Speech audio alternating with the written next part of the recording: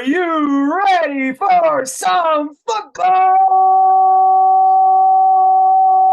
Okay. Stop. It is That football okay. season, and welcome to the Winning Browns podcast.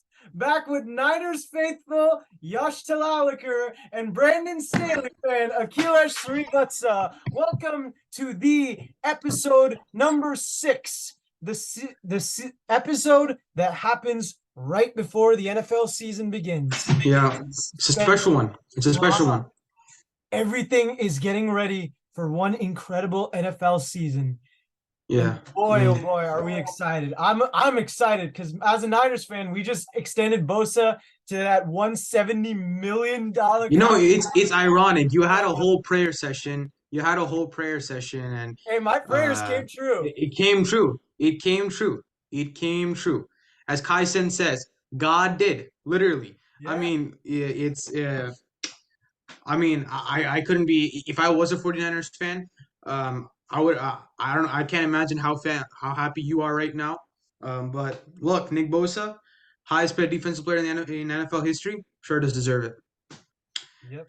And look, I just want to point out one thing. Now, watching this video, you guys may be thinking, look at this guy. He says he's a Brandon Staley fan, doesn't have a hat on, doesn't have that nice beard, doesn't have those headphones. He's got a green shirt on. Let me just tell you one thing. Yash has the 49ers logo behind him. He has the hat. He has the gold chain. He has the Colin Kaepernick 49ers jersey. He has it all. He has it all. But my heart supports the freaking Chargers, man. My heart does. I don't need any external factors to support them. My heart does. That's what matters. Football is about heart. It's about passion. It's about love for the game. And that's why I'm here. My heart does, man. So that's why I got to say. And one more thing. Let me just add. One more thing. You guys see the background colors behind me? See how it's like that orange there? Isn't that the Cleveland Browns color? I'm supporting the winning Browns right here too at the same time. I got my heart for the Chargers as well as for this channel. That's about color for y'all. We got the yellow. I'm just saying, just in Hey, case I y'all made were up thinking that. with the yellow background. The Chargers, man. I mean, yeah. And it's It's like a reflex. It's a reflex at the yeah. same time. So I can't blame you guys. So I mean, look, every single time the Super Bowl ends, for about the first day, like especially last year, I was in shock of how the Super Bowl ended. Personally, I think it'll go down as one of the greatest Super Bowls in history. We've disagreed on this, but I think so. But 1 week into that, you're like, I don't have that privilege of waiting for that Sunday where Mahomes, where Brady, which he's not there anymore, unfortunately, but Brady, and then Burrow comes in, and then the run game comes in, the nasty Patriots defense, the Steelers defense, the 49ers eating apart their teams. Ray This is what you Lewis, live for as a 49ers fan. Patrick Willis, all that. I mean, and now it's here, one more day. And speaking of the craziness, Travis Kelce not going to start for the Detroit Lions. All of a sudden, the entire world is up. Travis Kelce ain't there no more. Detroit Lions are going to win. We're going to get into that soon. Soon, we're going to get into our predictions about the NFL season, how it's going to happen. But y'all already know. We're still not finished with our rankings, and we're going to finish it today, right here, right now. Yash, kick it off. All right, so for our first of two rankings, we're going to start off with the wide receiver group, a very, very, very interesting group. Talented. A lot of number Talented. one, a lot of players that you can really put as a number one receiver. I heard one receiver, I don't remember who it was, but say that I can make an argument for 7 players being the number one receiver. Seriously. I mean, there is a tight group of players in that elite tier of wideouts within this league right now. It really goes to show you the talent. Josh, the other thing is this, man. The other thing is this. The type of quarterback you got also really matters. I mean, see, look, the reason why I say that is this. We've got like guys like Devontae Adams. We've got guys like Tyreek Hill, who has your number 8 guy, Tua Tagovailoa. You have people like Kirk Cousins, who you have despised pretty much throughout whatever you've known through the NFL. You're not a big fan of his. Yeah. Justin Jefferson has to play for him. You don't know what the quarterback's going to turn out like this season. So it's a big wide receivers, maybe the most debated position. I don't know what's gonna happen today, but whatever it is, I think both of us will agree. If some players get put in other places, we're not gonna be the most mad. I think we're gonna be reasonable about this. And if you guys have any comments, put them away. I mean, we really look forward to seeing your feedback. What do you guys think about this as well? So, number one, Yash, you take the lead on this. Well, number one, this is one that's going to be really fun. I don't think it's completely unreasonable, given we've seen Okay. large breakouts from receivers in the past. Um, it's not Okay. who you think it is, but it's definitely in the ballpark of those types of receivers. I'm not going to go with Justin Jefferson, although I do think right now he's the best receiver in football. Okay. I don't think he's going to be the best The performing best season. receiver next year. Fair. And for that reason, Okay. I'm going to have actually his former running mate at LSU, Jamar Chase. I I mean, Okay. we have to remember that Jamar Chase has pretty much been toe to toe with Justin Jefferson at every point in his career. Jefferson broke the receiving record. Jamar Chase ended up having Jamar Chase ended up breaking hit Jefferson's own receiving record last year. Or in his second season, Justin Jefferson, if I'm not mistaken, had 1,600 or 1,700 yards. Jamar Chase was on pace to do that. Unfortunately, got hurt, but I think he definitely would have gotten somewhere close to that had it not been for that injury he had. So from that standpoint, I don't see anything changing from there. What's really impressive to me about Jamar Chase is the fact that he's able to do all of this despite the fact that he has two receivers that also have a lot of touches of the ball in that offense, specifically T. Higgins and Tyler Boyd. Mm-hmm. They get a lot of attention themselves, and Jamar Chase is still able to put up great numbers. And of course, we have to remember that we're looking at the best quarterbacks in the NFL. We had Joe Burrow number 2 on that list. For those of you who haven't watched that, please tune in. But Joe Burrow is definitely one of the best quarterbacks in football, and he's also pretty young himself. He's going to improve in his fourth year as much as any other young quarterback would. You add that potential MVP candidate in Joe Burrow alongside someone like a Jamar Chase, that dynamic. I mean, I'm not saying it's going to be Tom Brady, Randy Moss 2007, but I mean, there is a lot of intrigue and a lot of potential for a historic NFL season or a historic offensive season for that Bengals offense. They could be breaking a lot of franchise records. You look at a lot of the advanced numbers that Chase has had as far as his depth of target, as far as his ability to gain separation on routes and being able to actually catch the ball on those over expected plays. Jamar Chase is one of the best tough position catchers. He's one of the best route runners. He's really the complete package. And when you have a young player like that, just going to get better and better with an MVP candidate at quarterback, who, by the way, is one of the best deep ball throwers, if not the best deep ball thrower outside of Mahomes in the game. I mean, that's a recipe for success. And I think Jamar Chase, for that reason, is a fair shot at number one. Yeah, I mean, look, I think you made a very valid point regarding Jamar Chase. Um, One thing I will say is though, I would twist the argument that you gave, just back on its heel. You're saying, with two-star receivers and he's still able to dominate, with Tyler Boyd and T. Higgins, who are, I mean, together with Jamar Chase, are probably creating one of the best receiver corps in the NFL, if not the best. The way I would twist it is if you have that talent on your team, Joe Burrow is not the type of guy to throw it to one main guy. I think he has evolved into a quarterback who's seeing different areas. And also with Jamar Chase being as dominant as he has been in the two season, he is going to get double teamed a fair lot more. So I think Tyler Boyd and T. Higgins are going to get the ball a lot more. So in that case, I do think Jamar Chase, from a statistical standpoint, is not going to have the same season he has had before, but so dominant.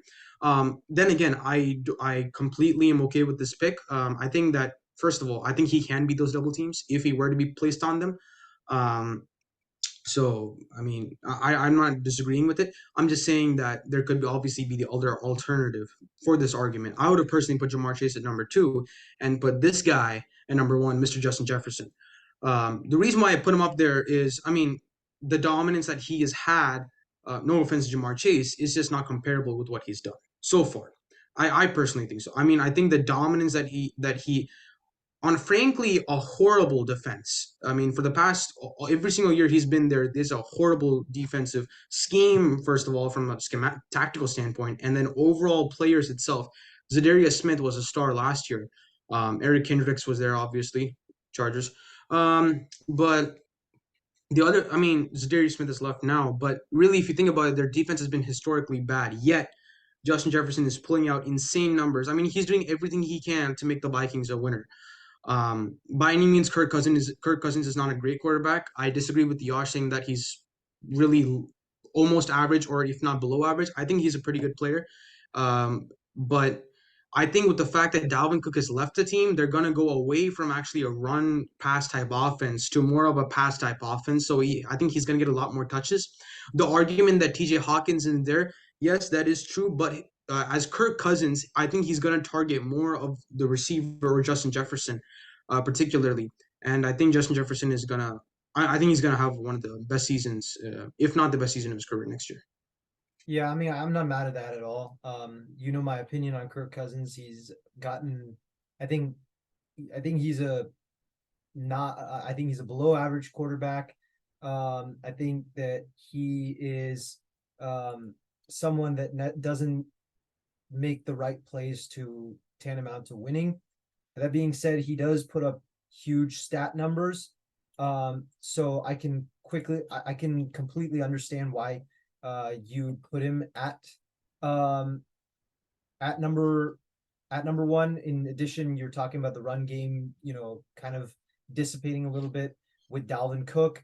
The defense has been horrible, and yet somehow this team won 12 games last year. A lot of the times it was because Jefferson just put the team on his back. I mean, it was one of the most sensational things I've watched from a receiver probably since I saw the highlights of Owens in, I think really Calvin Johnson. I mean, I think the dominant. Oh, I mean, Fitzgerald. Yeah, you're completely right. I forgot about Calvin I mean, Johnson. Fitzgerald maybe, but I mean, Calvin Johnson. Yeah. Like, you look at that team, running backs, offense line, receivers, quarterback Matthew Stafford. Kind of like, You think about it, the only reason why Matthew Stafford was anything was because Calvin Johnson was catching ridiculous passes. Yeah. I mean, ridiculous. I don't mean like Patrick Mahomes ridiculous, which is just like, wow, no one could do that.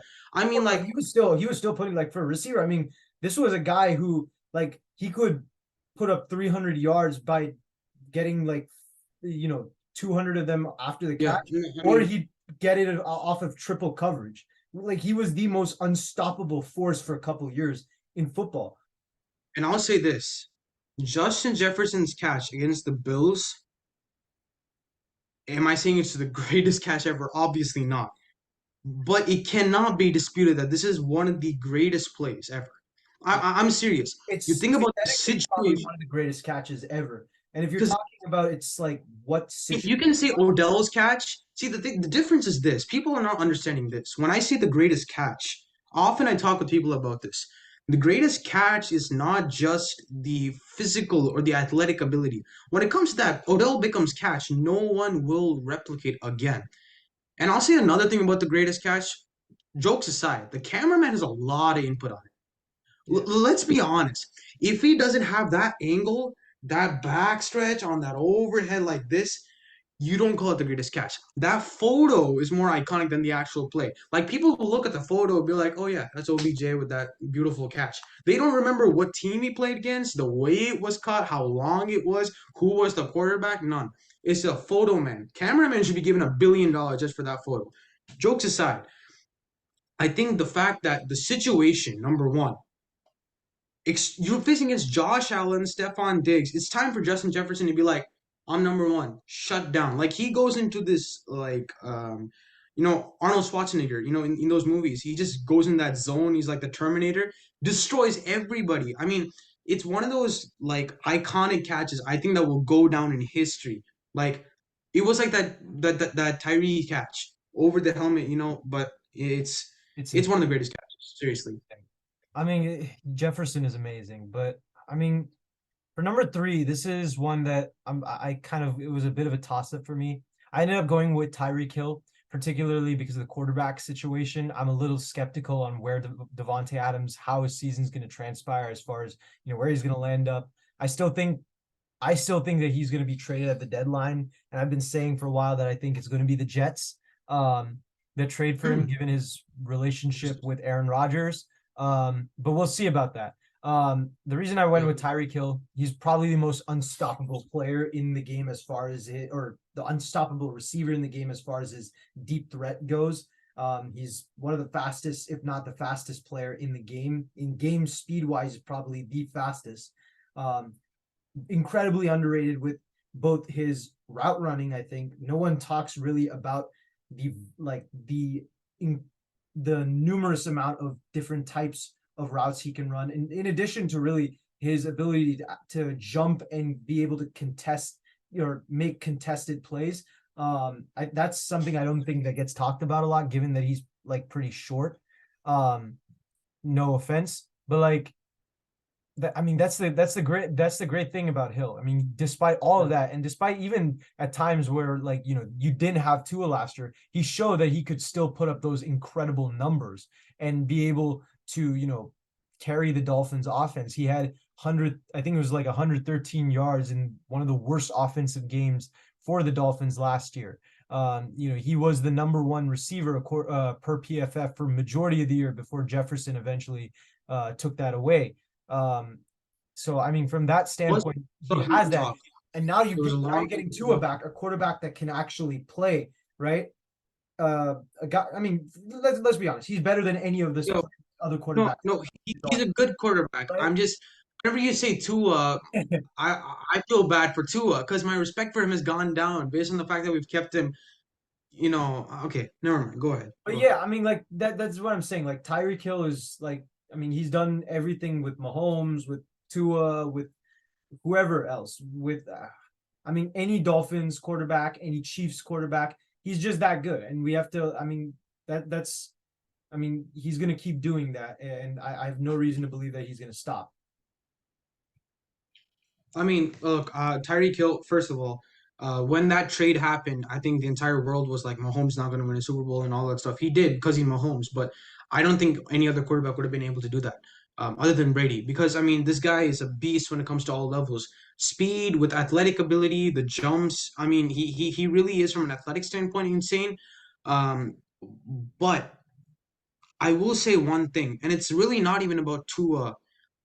Personally, it's actually Mike McDaniel. And the reason why I say that is this. Mike McDaniel is a great head coach with an extremely creative offensive mind that no other offense uses. But initially, the offense was almost unstoppable. People didn't know how to stop the offense for about the first 8 weeks. Then, even though Tua was out, when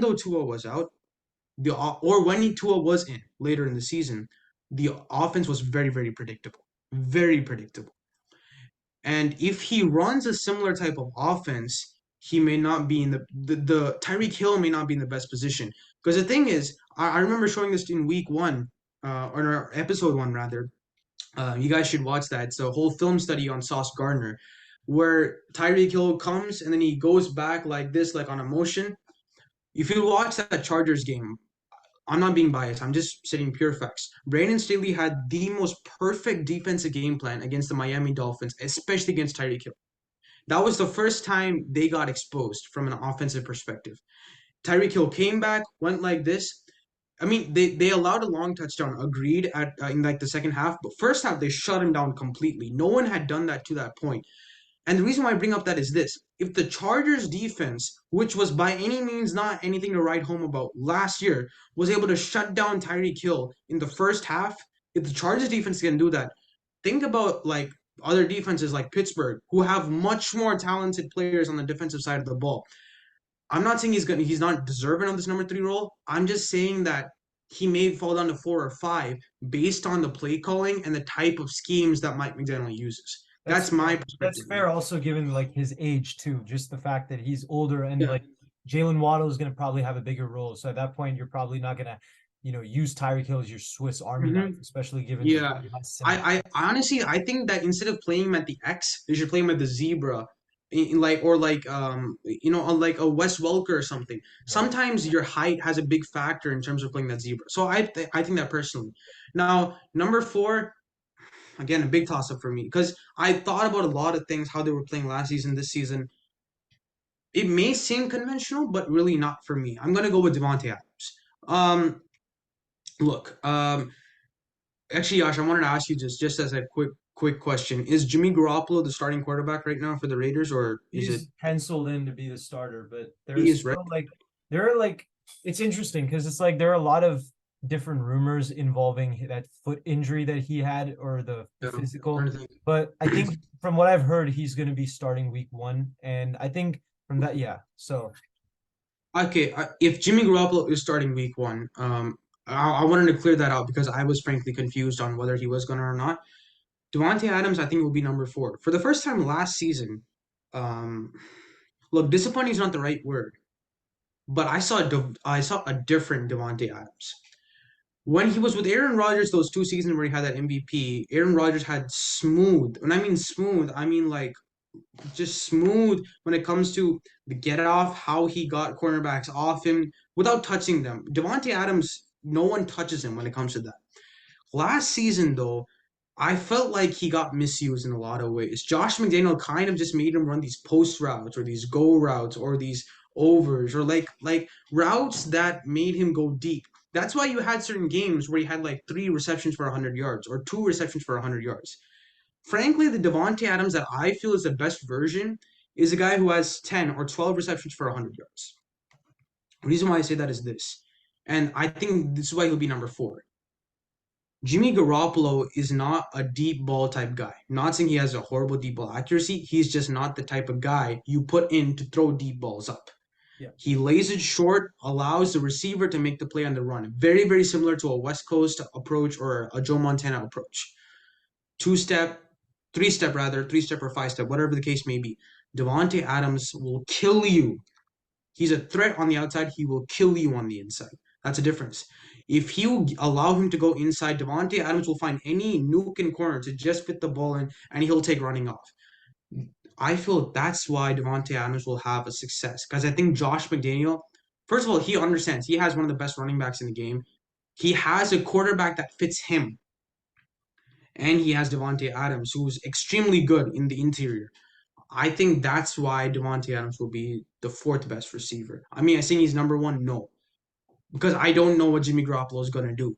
Yash and me agree on this, saying that he's not the worst quarterback, but is he the good enough quarterback? yeah, We'll see. yeah. I mean, I completely agree with what you said, and like to me, like again, Adams is a bit of a wild card just given the fact, like what I said earlier. But yeah, I mean, I completely agree with you from all standpoints about Jimmy Garoppolo and kind of like Adams' game itself. So I'm not mad at this whatsoever. It's just more about how the Raiders season really ends up going.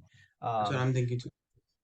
at number five, this is going to be one this is a pretty easy one for me actually. It's a rather Mhm. safe pick. It's going to be AJ Brown. He's one of the younger receivers on this list. He had an incredible season last year. And you know, he's the number one guy for the Eagles on a team that's quarterbacked by Jalen Hurts. They run the ball, which it kind of leads me to not putting him a little higher, but his deep ball accuracy and his ability on contested catches, that's really what separates it for me. He doesn't have to get, he's one of those guys in me that doesn't have to get a lot of targets and can still end up getting a lot of yards. So from that standpoint, I think AJ Brown's number Super Bowl touchdown. That Super Bowl touchdown. How tough was that catch? that was He's insane. going over like this and he fits it in on the right shoulder. Like that's no, that's tough. I mean, AJ Brown. Without being said, I think you're right about this. I know there's a run game, but I think this guy's definitely there. Yeah. Number six, I'm gonna go with maybe what most people don't think is gonna happen, but I personally think is gonna happen. I think Garrett Wilson will take number six. Oh, damn. Okay, this is a very very big step up. I understand there are stars like Stephon Diggs and um, you know, Chris Olave. Like I understand there are other stars. But I think Garrett Wilson, considering the fact that this is that bad man, Aaron Rodgers is in town, I think it's gonna be a difference. I think he's gonna have a great I think he's gonna have a number six word season. I mean, he showed himself in the rookie year as with a horrible quarterback like Zach Wilson, able to have an offensive rookie of the year type year. I think Garrett Wilson at number six is. I think it's gonna happen. Personally, I do think that's gonna happen. It's an interesting pick, actually. I'm not mad at it. Actually, I've said in the past I compared Garrett Wilson a little bit to a young Odell Beckham Jr. As far as this game, his routes are very fluid in the same way that Odell's was. His kind of the way his body is shaped, which I think from a managerial standpoint is extremely kind of like critical in how a receiver is utilized. From a coaching standpoint, he's very similar to Odell that way. The contested catches that he made at Ohio State are very similar to what Odell was doing in his first 2 years, especially. So he's very similar to young Odell that way. And I think Aaron Rodgers doesn't need to be, elite Aaron Rodgers. He doesn't have to be the bad man for Garrett Wilson to perform well. Now, Yeah. Rodgers, I think, and we'll get into this later on in the episode, but Rodgers' success might be indicative of the team's success, but Garrett Wilson has enough talent to be able to catch the ball and make some great plays after the catch. If I'm not mistaken, he had something like 12.2 yards after the catch last year. So Was he this yards, is a guy. yards per? I'm sorry. I thought it was yards per catch, not after No, the catch. yards after the catch. I'm saying. After the catch, okay. Yeah, so it's or no, something. I might be wrong. Maybe it's lower. It might not. I might be wrong. Yeah, it's probably like 7 or 8.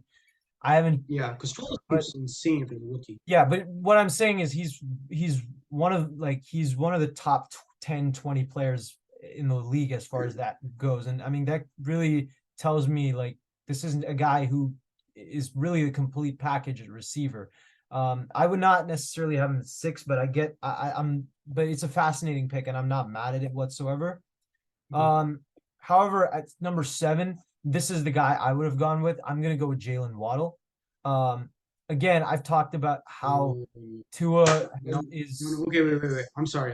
This is okay. Hold up. This is not about. Wait, wait. You did a change last episode. I want to do a change this episode. No, that's disrespectful on my part. I'm sorry. No, that's disrespectful on my part. If I put Jalen Waddle, a guy who You're okay. I got you. What you're I saying. think I want to do this. You can put Jalen Waddle at number 6. You can speak about him right now. But I think to be respectful, I want to put Garrett Wilson at number 7. I'm sorry. I'm sorry, Jalen. If you're listening to this, I'm sorry. I'm sorry. Okay, I mean, here's the thing. Like, yeah, I mean, for me, like Jalen Waddle, like, if you want to talk about like Tua as far as where you think I've said that I think Tua is going to have a great season for as far as deep ball ability. Jalen Waddle is one of the best receivers. When Jalen Waddle is definitely going to help in that sense because I said like he's going to have a bigger role in this offense for one. He's Mhm. going to be improving as a third-year player most of the time does, especially when he's that good. His average depth of target is one of the top 5 in the league, as well as his ability to make plays after the catch, which I think everybody knows dating back to his days at Alabama, right? He's one of those players that plays a lot like a Deebo Samuel, a gadget type receiver, who, he can really do like anything that they want him. He can really run the ball if they wanted him to. I don't think that Miami would be accustomed to that, but it's definitely something that's in the works if they wanted that option. Waddle is amazing when it comes to the jet sweeps. He is one of the best slot players inside the slot and outside the slot, being able to create mismatches. He really to me that way I think he's one of the smartest receivers in football. Yeah. Really, Yeah. like most players who are that fast and that athletic don't know how to use it, and this is something I miss out of Waddle when I was scouting him coming out of college. I had him as my number 4 receiver, behind because I thought that Bateman was going to actually be a better as far as his contested catch ability. I did not realize Waddle was that good when it came to his contested catch ability. Unfortunately, he got injured in his 2020 season, which kind of gave me less film to really watch on him that way. But on top of that, I'd never really understood how he manipulated receivers with his ability to get through the Alabama system, and his interactions with Mac Jones as far as being able to get in certain places and being able to hit the road and being able to make those big plays that he eventually did. So from that standpoint, I was really impressed by what I saw from Jalen Waddle. Yeah, I mean, I pretty much already have said my statement on him. Jalen Waddle definitely deserves. I think for me, I think he deserves a higher spot. I didn't think about it. My bad. Um, I think he's, yeah, as you said, one of the smartest receivers in the NFL, and without question, I think he's definitely gonna have a good season this year. But again, I will revert to that point of Mike McDaniel being the offensive play caller. It all depends for me on what he does. So for number 8, um, I'm gonna go with Stephon Diggs. I think that look, this man has shown it throughout his Buffalo Bills time. I mean, he's made Josh Allen a beast. From I mean, it was really like I remember the days where like when Josh Allen was picked, everybody was like, you know, he has talent. He's gonna be something. He wasn't really anything to write home about. I mean, he was kind of not exactly like a bit better than Daniel Jones, really, in terms of the way he was talked about, the way he played in not as confused, but a very confused manner. He really didn't know what to do. Moment Stephon Diggs entered the Buffalo Bills, we saw a Josh Allen that nobody expected. Like if we're talking about a breakout player, that's one of the biggest breakout players we've seen in decades. I personally think so. We never expected that big of a jump with with one receiver, just one receiver. Um, Stephon Diggs, especially now that he's the captain. I think he's going to take much more of a leadership role. Yes, there is that whole controversy with the Bills and everything. Yes, but I think he's going to come in here. They're sick of losing. They don't want to lose again. They know that they're not going to let their Bills Mafia down.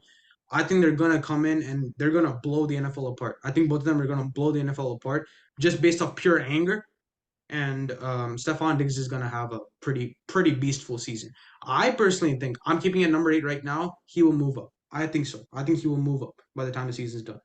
That's a really, really interesting take, and I'm really fascinated to see kind of where he lands up this year. So I mean that I'm really I really like that pick. Number 9, this might be a little biased. Actually, no, I don't think so. Um, I've said that why I think Purdy is gonna be well, and yes, he disagreed Okay. with that. But I did say Yeah. No. Watch carefully. Watch carefully. Watch carefully. I said Purdy does not deserve number number 6. I six. did not say Hold up, hold number up. 10. I said he should be just primarily based on how good his weapons. Well, not primarily, but partially because of how good his weapons were, and they're going to give him a lot of big numbers, mainly in the touchdown. There we go. From There that we go. standpoint, There we go. I'm going to put Deebo Samuel here. I think Deebo Okay. Samuel. You know what? Josh. Before you go on your little, as Stephen A. Smith says, your little soliloquy, okay? I'm just gonna say this. It's a good pick. That's a good pick, man. Okay. That's a good pick. But no, I mean, here's the thing. Deebo Samuel, he has a lot of the same things as far as the way he's been training this offseason. As a Niners fan, I got to see it a little bit more in depth because I'm following them a little more. But as far as just kind of his his style of play and what Shanahan has been talking about as far as utilizing him, and then really just the way he fits with a Brock Purdy, his yards per, he's one of the best.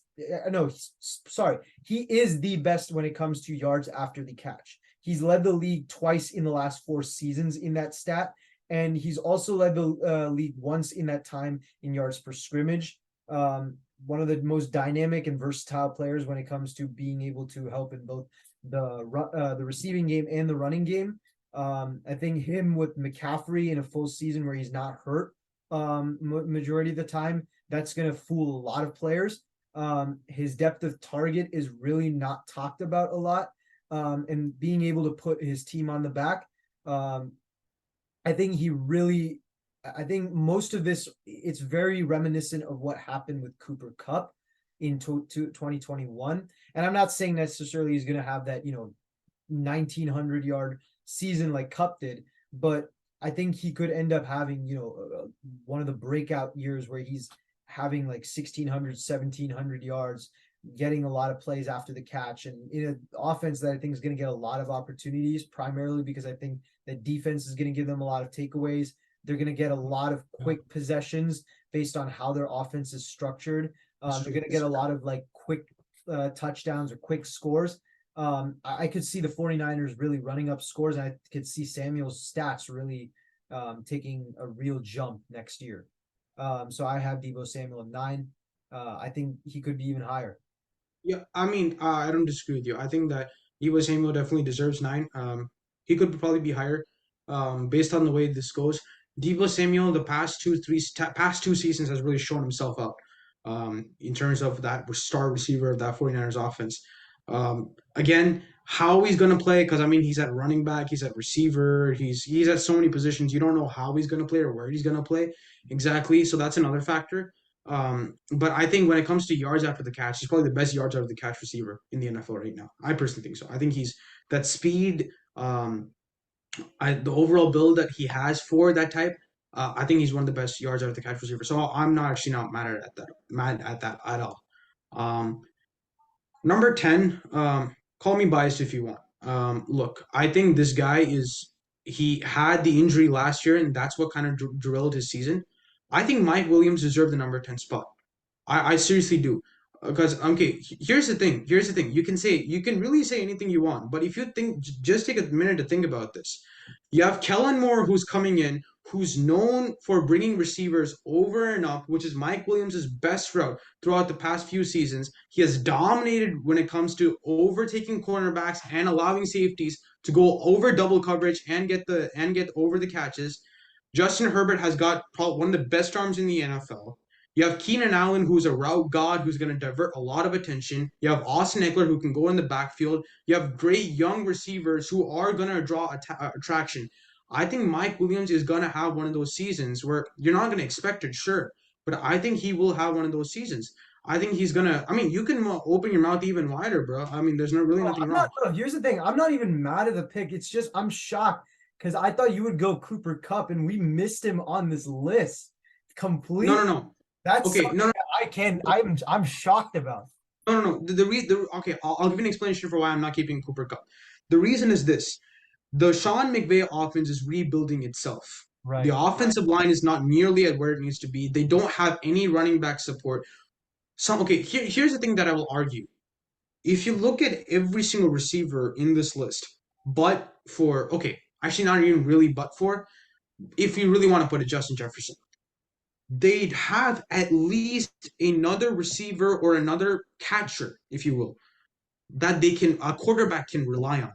In the LA Rams case, they don't. So They you don't really think don't Van have another Jefferson receiver. is that good then? Because Huh? for me personally, I think Van Jefferson has 1,000-yard potential. No, no, no, no, no, no. But the Passing offense is fine. no, what I'm saying is, I don't think that the Rams offense is gonna produce nearly the same as what we were thinking 2 years ago, or maybe even 1 year ago. I don't think so, because the couple of things. Cooper Cup cannot single-handedly. I mean, look, no disrespect to Cooper Cup, but I just don't think he's gonna have a top 10 season. I think he's gonna be 11, and I could be wrong, and I don't mind being wrong. But I'm just saying, Mike Williams with Kellen Moore, a good offensive line, a team that is not injured. I'll remind you that is not injured, with a much more stacked defense, a defense that has been together for longer, that understands the system finally understands the system, has the type of players to execute the defensive system, and they have receivers who are great. Mike Williams, without a doubt, his best route is the over and take over the top. Only one other receiver who could do that spectacularly, Randy Moss. Right. This So is one of his you're best basically routes. saying that you think because he gets more opportunities, a little more potential wise, you think Yeah. that Mike Williams. Yeah. See, the thing is this: Jamar Chase, why is he one of the best receivers? Because he's having two other receivers, yet he's being the main target. You look at Justin Jefferson, he has TJ Hawkinson, one of the best tight ends in the league. He's a number one receiver, though. Tyreek Hill, Jalen Waddle is not the number one receiver. Tyreek Hill is. Garrett Wilson, he has Alan Lazard and all those other bad boys, but he is the baddest boy, Right. right? So when you look at that, I just feel like right now Mike Williams is the baddest receiver on that team right now. And when you look at the talent that the receiver core of the Chargers have, he is number one. And in that regard, he's going to get a lot more open spaces. That's what I feel personally. I'm not mad at it, but I mean, no, I get your point. It's just our comment section is going to go nuts at this point if they do. No, look, I'm just, guys, if you're hearing this, okay, just take a minute and think about this, okay? If Mike Williams was not injured last season and he had played, would he be a over 1,000 yard receiver? Yes, yes, he would have. Okay, number one, he would have. Remember that Titans game? yeah. First of all, people embellish, rightfully so, Herbert's pass on the run, beautiful. What about that catch? That's not an easy catch. You're being followed by a safety over top and a corner. That is the toughest thing for a receiver. You grab the ball inside, both legs in, and you push out, and you don't even fall to the floor. You just look at the man like, what are you gonna do? That's Mike Williams. Really, I mean, the thing is this: Cooper Cup was a triple crown with guys like OBJ, with not maybe the greatest offensive line, but a better offensive line than they have now, with guys who were threats all around. That's why he was a triple crown. When they left, he wasn't a triple crown. He was a good receiver, but he wasn't a triple crown. The thing I have to say is this: great receivers are built on the talent that they're surrounded by their team. Not necessarily they have to put up 1,000 yards in order for them to put up 1,000 yards, but they need threats on the other side so that they have some space. Or at least players that complement them well, like Yeah, in the exactly. Chiefs team. Jamar Chase is, as I said before, the receivers that we have mentioned have really good guys who have to be guarded or have to have at least an eye for. If you leave Alan Lazard open, Rodgers is throwing to him all day. Alan Lazard is a threat when it comes to deep balls, and Rodgers can throw deep balls. Garrett Wilson is the primary receiver, though. See, that's my point. Cooper Cup is the primary receiver. Van Jefferson, you want to put him in, sure, but it's like, I mean, like it's like taking a $700 entree and then adding in McDonald's fries. What are you gonna care about? The McDonald's fries or the $700 entree? Obviously, the $700 entree. That's how it is. Cooper Cup, he's out of this world. He's out of this world. He deserves the money. This guy, I mean, Van Jefferson, yeah, but you really think Matt Stafford's gonna really think about throwing it to Van Jefferson unless Cooper Cup is The not last time doubled? Van Jefferson really got to play a full season, he had 800 yards in like 12 games. And he's But one of the best, he's one of the most underrated deep ball receivers in the game. So I okay, mean, from that fine, standpoint, he sure. I mean, complements look. perfectly, and he fits what Stafford likes to do. Okay, So I okay, mean, fine, from that fine, standpoint, fine. yeah, If that's the argument, you have Keenan Allen, one of the best route receivers in the NFL. We haven't put him on the top 10. He does not deserve to be there yet, but he's one of the best route receivers in the NFL. right. You have guys who proved themselves last year a lot. You have speed receivers who you could plug in at any point. We have an offense in terms of personnel that I could switch in receivers and I could still have a dominant offense. Right. Kellen Moore, did he fail Dallas in the playoffs? Yes, he did. Certainly he did. But we have to recognize he has had dominance when it comes to an offensive production in Dallas throughout the regular season. We both hate the Cowboys. I hate the Cowboys, but respect is earned. And in this case it is earned. Kellen Moore does do it. I personally think that we have given a lot. We have given, and I may go on a rant about this, Yash. I'm sorry, man. I have to kind of say this. There has been zero respect given to the Chargers offense, I personally believe, compared to what should be given to the Chargers offense. Justin Herbert is a quarterback like no other. No other person in the NFL is like a quarterback of Justin Herbert. There's better, but not like. We have a receiver core that is not even named right now in the NFL. People don't talk about the Los Angeles Chargers receiver core. We have an extremely good receiver core. We have Gerald Everett, who people have not talked about enough as one of the top tight ends in the league. I personally think he's one of the top tight ends in the league. You have an offensive line who was battered last year, yet, yet, yet somehow, Justin Herbert was still a top 10 quarterback. Josh will agree with me on that. He's still a top 10 quarterback. After last year's season, he was still a top 10 quarterback, even with the battered offensive line.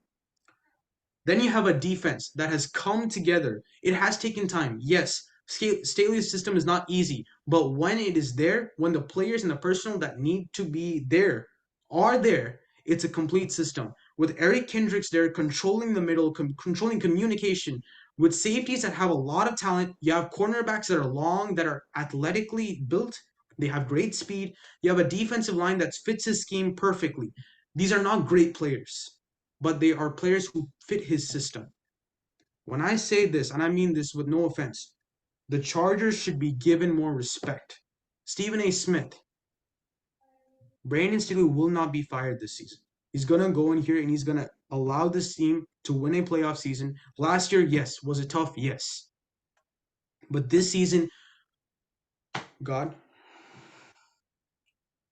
just please. There are many prayers that need to be answered, but I'm asking for this one. Just one. Let not any Chargers offensive player be injured throughout the season. That's all I'm praying for. That's all I'm praying for. I don't need a lightning strike on any of my guys to go down. That's all I'm praying for. All I'm praying for. I just need some guy. I just need everybody there for one season just to show these imbeciles that the Chargers are the true striking light of the NFL that people haven't seen yet. Please, please, please allow this to happen. That's my prayer, man. I swear, if this happens and somehow the Chargers end up in the Super Bowl against my Niners, oh my, No. this is gonna be a fun. No, look. They won't make the Super Bowl yet. They won't make the Super Bowl yet. They need time. They won't make the Super Bowl yet. But I'm telling you, man, people need to stop this. This is ridiculous. The Chargers not being good enough is ridiculous. You know, when you see that talent, it is ridiculous. Okay, I'm done with my whole. Well, okay, that's a perfect transition though into our next topic. Speaking on the topic of whether teams look Predictions. good enough or Yeah. not. I mean, we're getting into the probably the best part of the Of season. this show. It's gonna be the best part of this episode. I think so. Yeah, this is the thing that y'all been waiting for 6 episodes. Yeah. The Yep. end game was what everybody waited for 11 years. In That's Marvel. true. That's true. This is what you guys have been waiting for 6 years. This is every Marvel. No, I can't say that. No. This is your best analogy that we've ever given. I props to you, Yash, on that one. That was a very good one. I must admit. Better than my entree, $700 entree at McDonald's. That was not. I'm sorry, guys.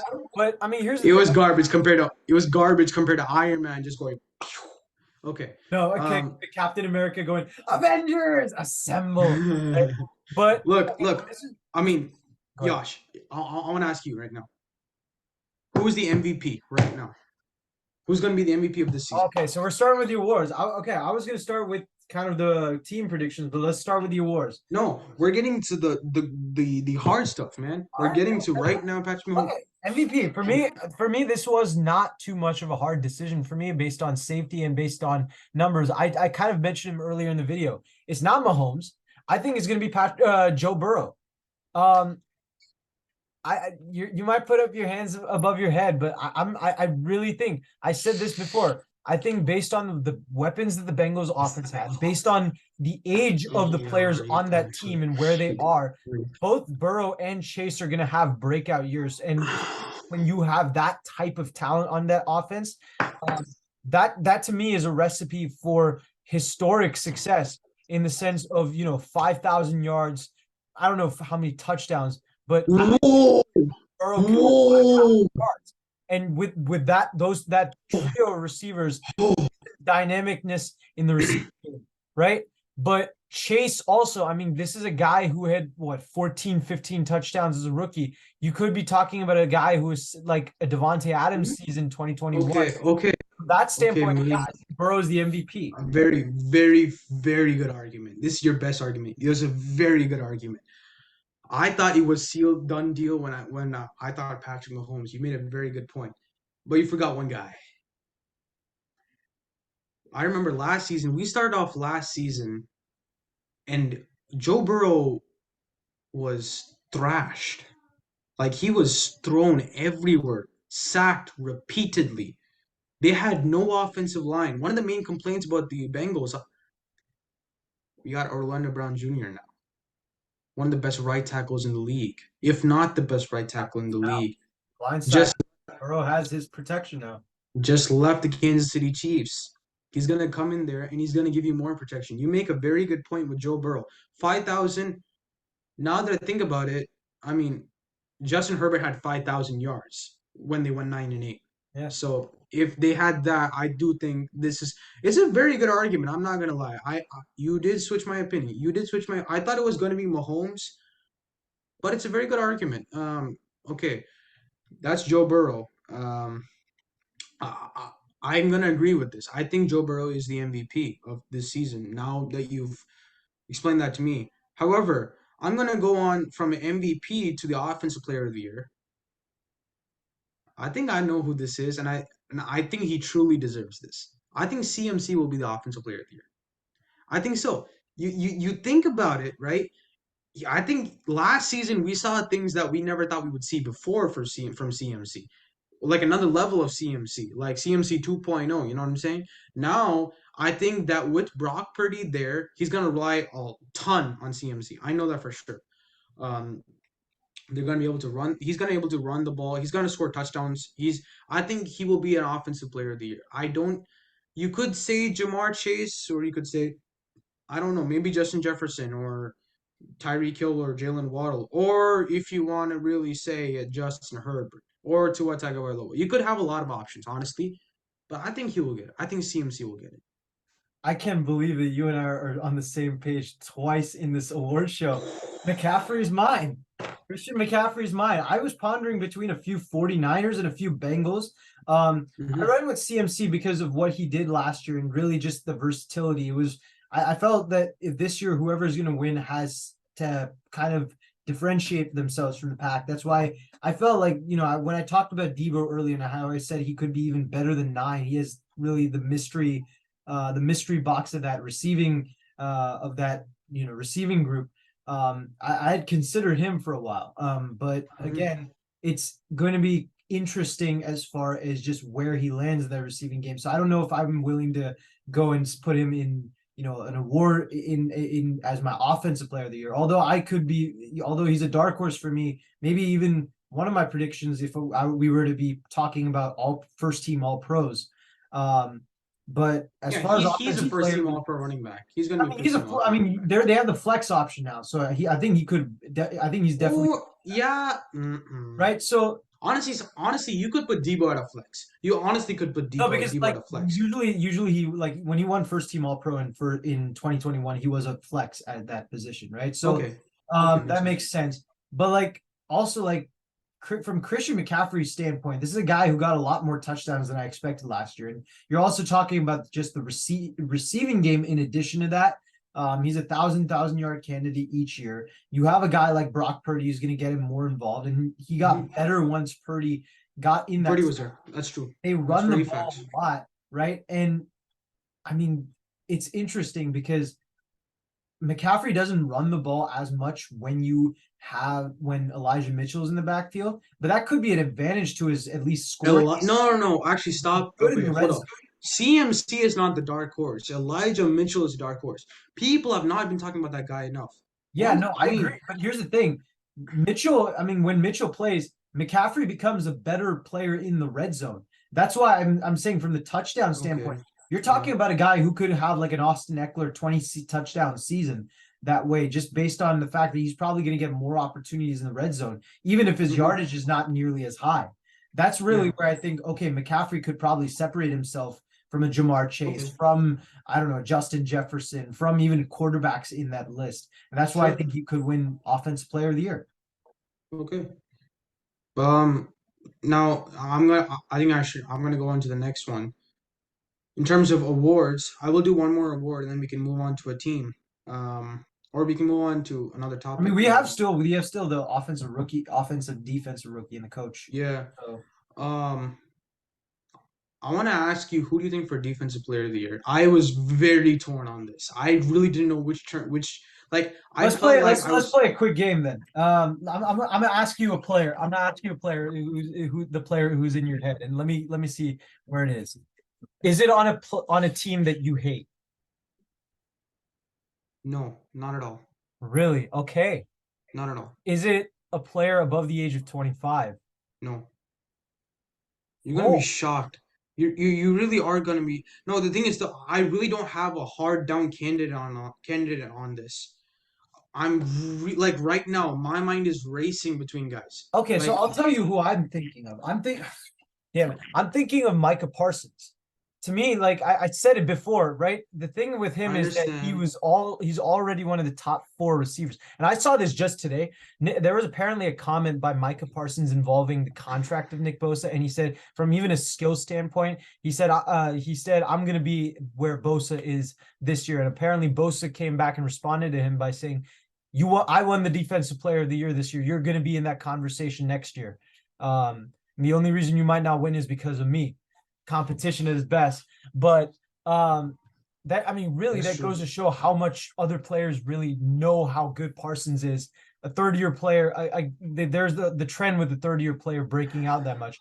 And when Parsons is already one of the top four defender, maybe top four defenders in the game, and he gets even further with that versatility. Again, I prioritize versatility in these players as far as kind of the difference maker, especially this season from what I'm seeing, because there are a lot of different guys with a lot of different skill sets. I think that's where Parsons really could separate himself. I could see him being, this guy who is, 100 tackles, even as a full-time defensive end now, while also, being able to get, 15, 16 sacks and over 60 pressures.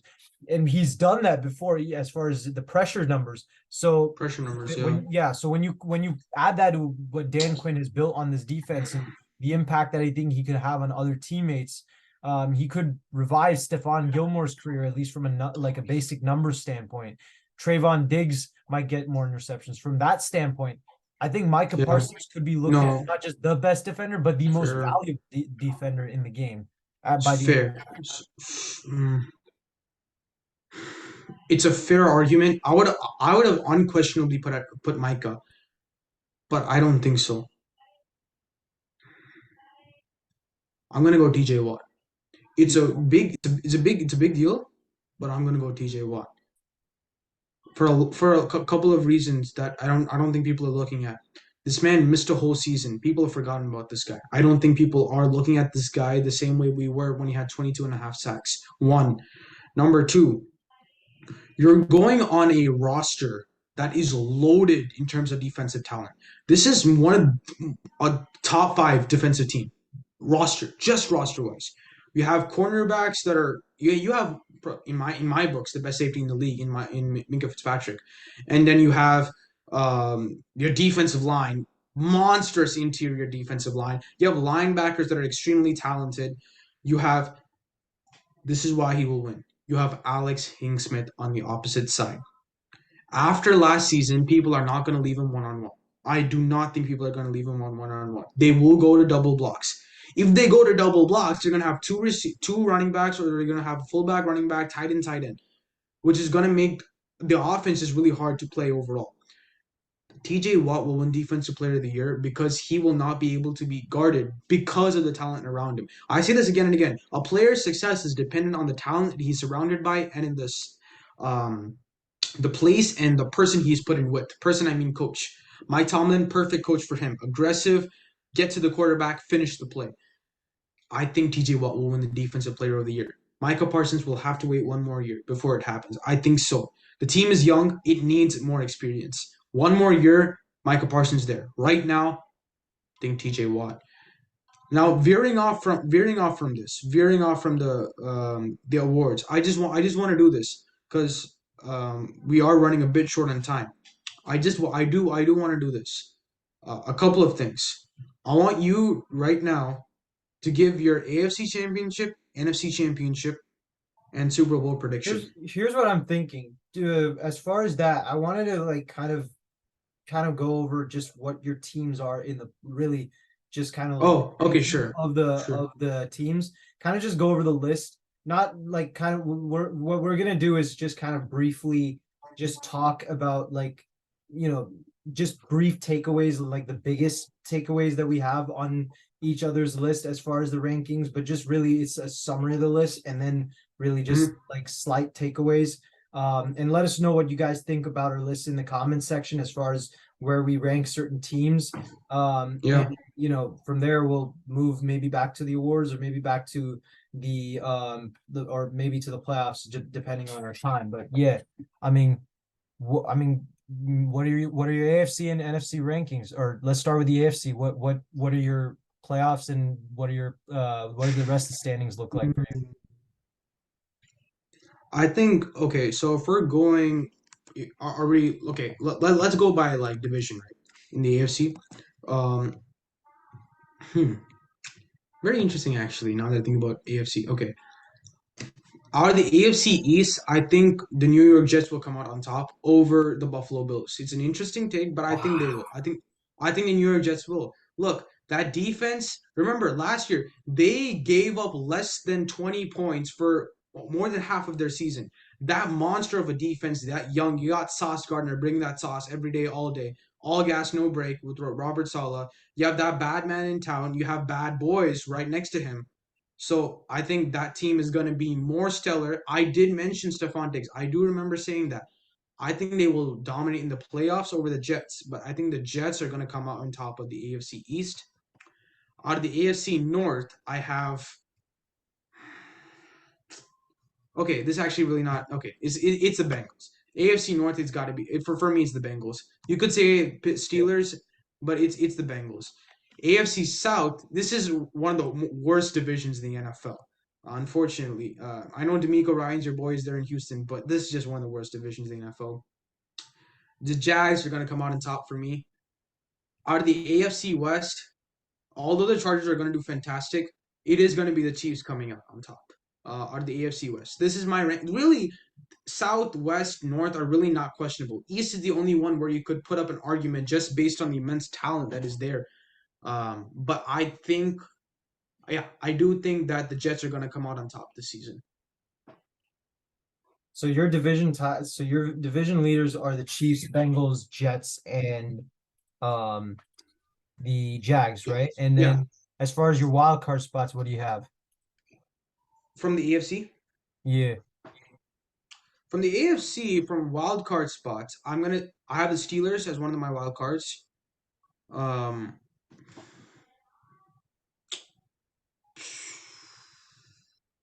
man, this is tough. See, I'm trying to think. Wait, how many total teams are in the wild card? It's three. Right? Yeah. So I'm trying to think. There's three total. Okay, so Steelers are there for me.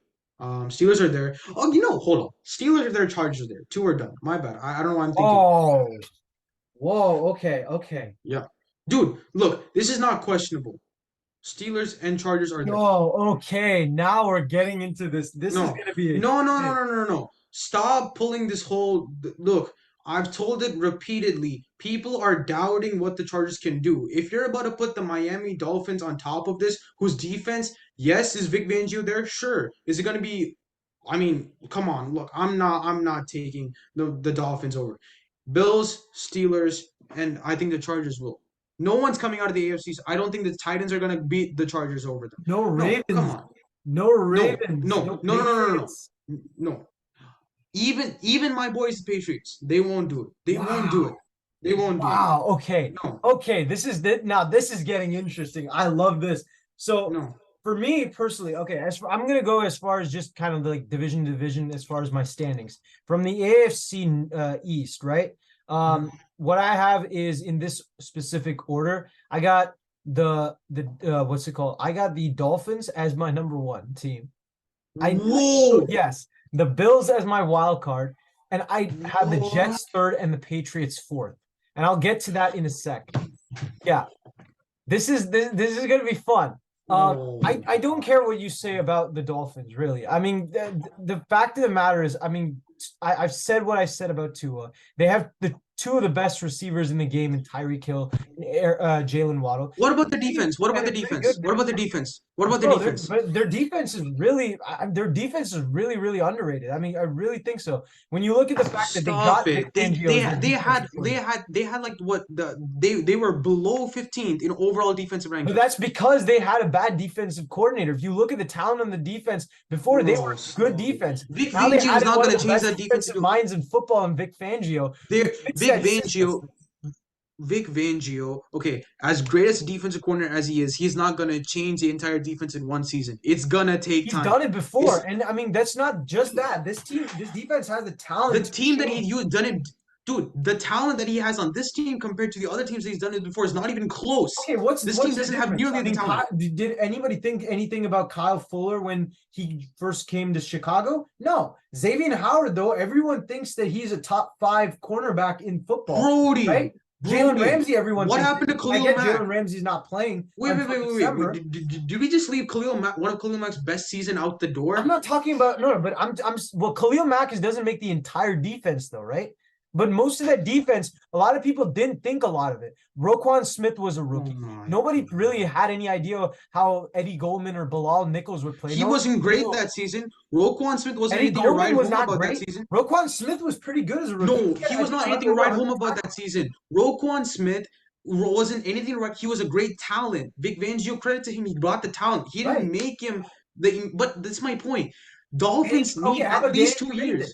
Danny Trevathan had a fine. borderline. No, but that's my point. You don't have that talent on the Dolphins. You don't have that. No, you do not have that enough.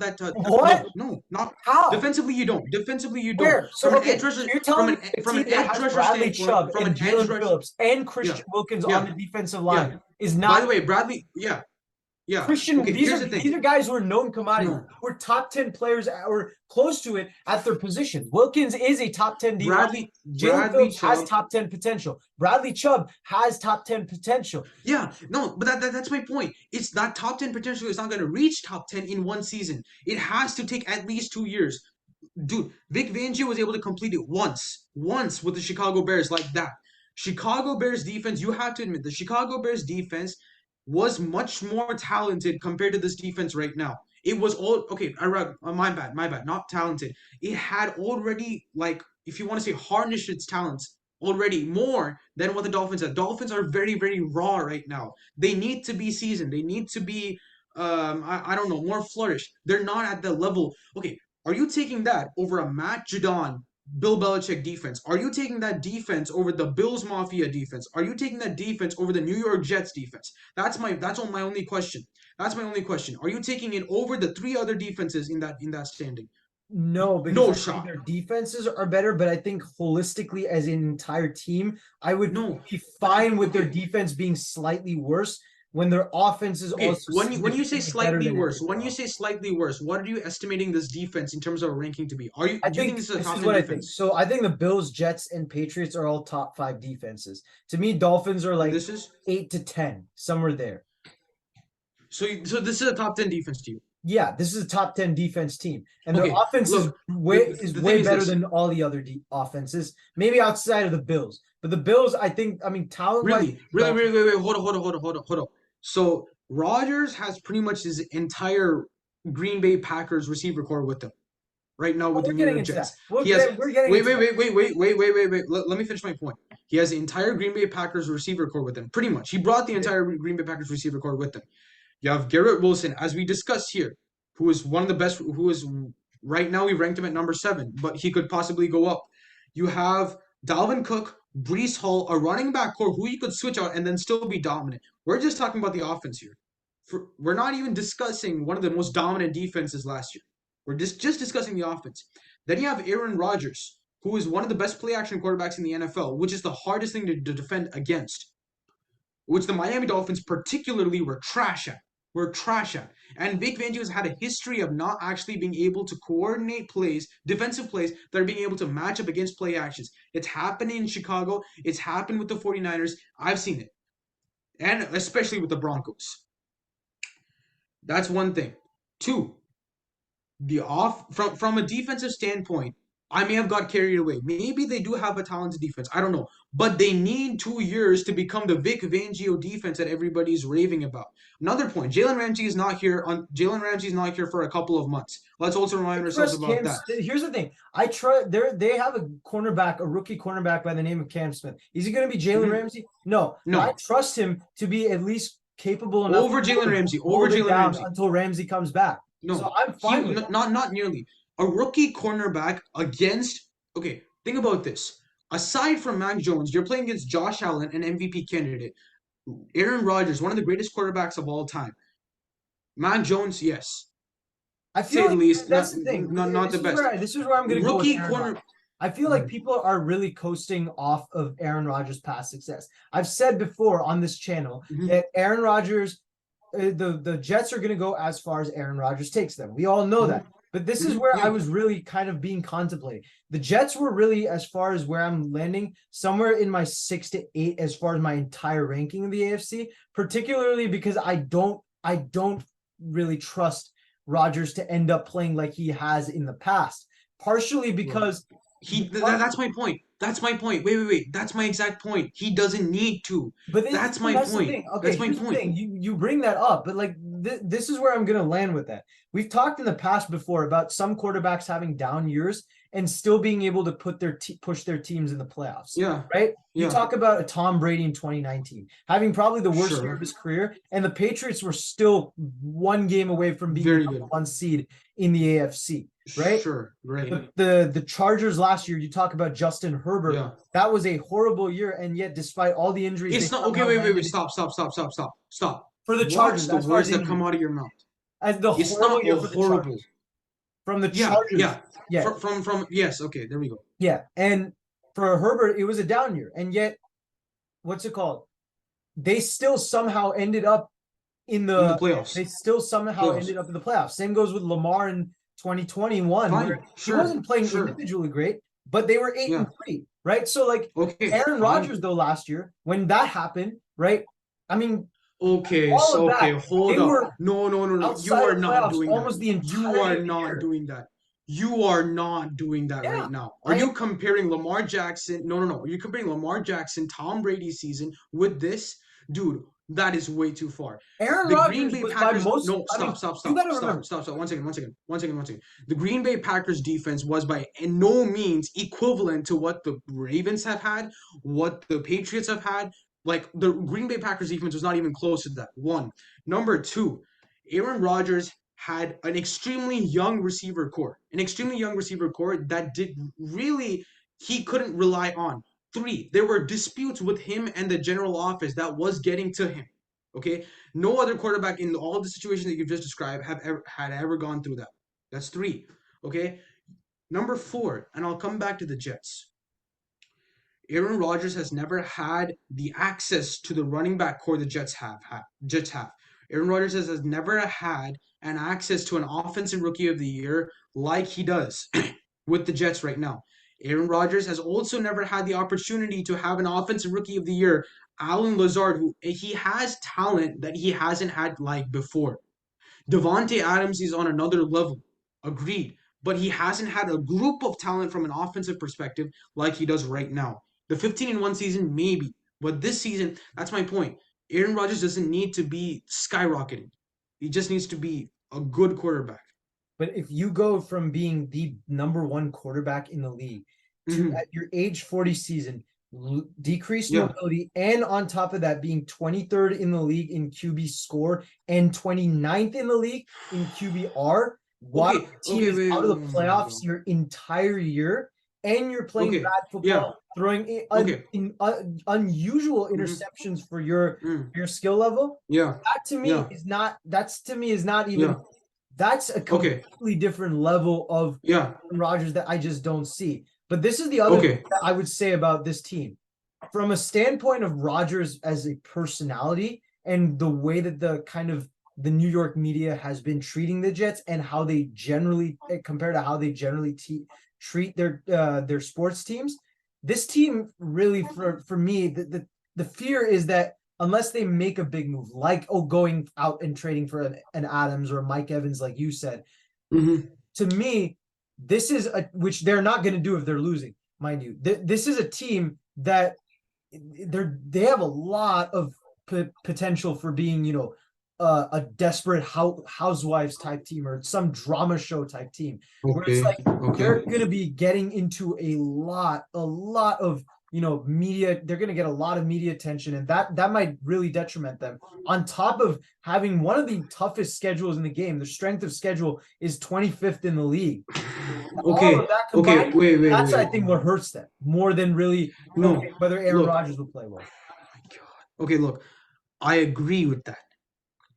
But that doesn't mean I'm gonna end off with this, okay? I'm gonna end our episode off with this. Aaron Rodgers, you can talk about how he's been hyped up in the media, the relation with this team, which has frankly been great. Let's be honest, it's frankly been great, and everything that is there. Last season, the Jets were looking to make the playoffs. With Zach Wilson at quarterback, the Jets were looking to make the playoffs. The moment Zach Wilson was worse than normal, they faltered and they didn't make the playoffs. If Aaron Rodgers is as half as good with much more talent now, they're definitely gonna make it. And I I mean, I think they agree with will you, beat but the I Bills that's what over I'm it. saying. I don't think that's gonna happen. That you get what I'm saying? No, no, Like, I man. mean, but that Okay, look. Okay, you know what? Maybe I personally think it's gonna happen, dude. Yash. Okay, I want to continue this on our next episode because I think we're gonna have. I think we should have like a pre-log because this is the most intense debate we've had aside from the quarterback stuff. That was just jokes. This is real stuff when it comes. This is literally the hard knocks. If you get what I mean. It's a good yeah, point, right? hey, that is a Um, yeah. So look, guys, we're gonna end the episode off here. It is for us getting a bit delayed, and we are gonna end the episode off here. We are looking to complete our projections over the next couple of weeks in terms of this. I think we both are really loving this debate right now. It's obviously the time crunch that is stopping us, but what we just want to finish off by saying is this: the support that you guys have given us to this point has been immense, and we really do thank all of you for giving us the support. Only thing we ask or we request is to continue or even greater the support that we've already been given. You guys, please continue putting in the comment section. Be mad at us or be really happy with us. We don't care. Just involve yourselves a bit more with us. We love doing this, and I think you guys also like watching our videos. And we really would appreciate if you guys gave some verbal feedback or verbal involvement into what we're doing through the comment section. Like and subscribe. Our point is not to like make this a whole money frenzy or anything. We genuinely love this game and we genuinely like to talk about this game. So I mean, right now the time is like 10:15, and I think we have like tons of schoolwork left to do. So yeah. it's not like we come in here because we have free time. We just love enjoying this. We're gonna make it work somehow, and that's why we do this. And so hopefully the next episode, you guys are gonna tune in. We're gonna get a lot more involvement from you guys as well. So I can't wait for episode 7. Yash can't wait for episode 7, and I think you don't. I think you guys can't wait for episode 7, and especially tomorrow's game. So I think that's all for today. Look, peace out.